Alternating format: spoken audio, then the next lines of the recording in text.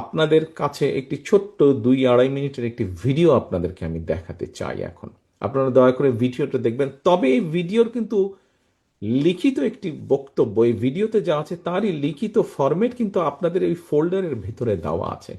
ভিডিওটা আপনাদেরকে এই জন্য দেখাচ্ছি, ভিডিওটা যখন দেখবেন জিনিসটা আরো সুন্দরভাবে আপনাদের মনের ভিতরে ঢুকে যাবে। আসুন আমরা ভিডিওটা দেখি 2 মিনিটের। পুরনো ঢোল নতুন বাজনা। দীর্ঘদিন ধরে আওয়ামী লীগ ও তাদের দোসররা বলে আসছে, বিএনপি আমলে নাকি বাংলাদেশ 5 বার দুর্নীতিতে চ্যাম্পিয়ন হয়েছিল। কিন্তু আসল তথ্যটা কি? তথ্যের ভিতরে ঢুকলে দেখা যায় এর পেছনে রয়েছে ভিন্ন গল্প। 1995 থেকে 2012 সাল পর্যন্ত ট্রান্সপারেন্সি ইন্টারন্যাশনাল দুর্নীতির ধারণা সূচক সিপিআই প্রকাশ করত এক ভিন্ন পদ্ধতিতে। বাংলাদেশ এই সূচকে প্রথম যুক্ত হয় 2001 সালে। সে বছরের জুন মাসে ট্রান্সপারেন্সি ইন্টারন্যাশনাল বাংলাদেশকে ঘোষণা করে দুর্নীতিতে চ্যাম্পিয়ন দেশ হিসেবে। তাদের সূচকে দেশের স্কোর ছিল 10-এর মধ্যে 0.4। তবে যেটা অনেকেই জানে না কিংবা জানলেও বলে না, সেটি হলো আগের 3 বছরের দুর্নীতি বিশ্লেষণ করে এই সূচক তৈরি করত সংস্থাটি।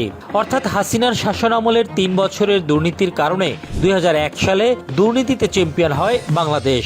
বিএনপি ক্ষমতায় আসার মাত্র 10 মাসের ব্যবধানে বাংলাদেশের স্কোর 0.4 থেকে বেড়ে হয় 1.2, অর্থাৎ দুর্নীতি কমতে শুরু করে। 2003 সালে স্কোর 1.3, 2004-এ 1.5, 2005-এ 1.7 এবং 2006 সালে বেড়ে দাঁড়ায় 2.0। অর্থাৎ বিএনপি আমলে দুর্নীতি ধারাবাহিকভাবে হ্রাস পায় এবং বিএনপির সময়েই বাংলাদেশ দুর্নীতির চ্যাম্পিয়ন তকমা থেকে মুক্ত হয়ে 3য় অবস্থানে উঠে আসে।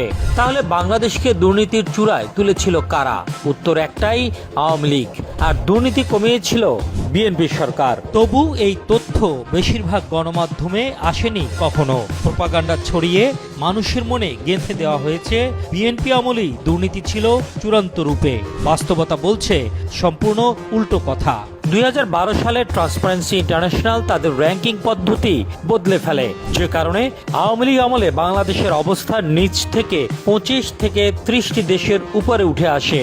যদিও গত 15-16 বছরে ব্যাংক লুট হয়েছে, $200 বিলিয়ন পাচার হয়েছে, বিদেশে তৈরি হয়েছে বেগমপাড়া, পানামা পেপারসে এসেছে মন্ত্রীদের নাম, আর হাসিনার সরকারের সময় তৈরি হয়েছে বাঁশের রাস্তার ইতিহাস। ইতিহাস সবসময় নীরব থাকে না, এক সময় সত্য ফিরে আসে, আর মানুষ তখন বুঝতে পারে কে দেশকে এগিয়ে নিয়েছে আর কে শুধু প্রতিপক্ষকে দোষ দিয়ে নিজের অপরাধ আড়াল করেছে।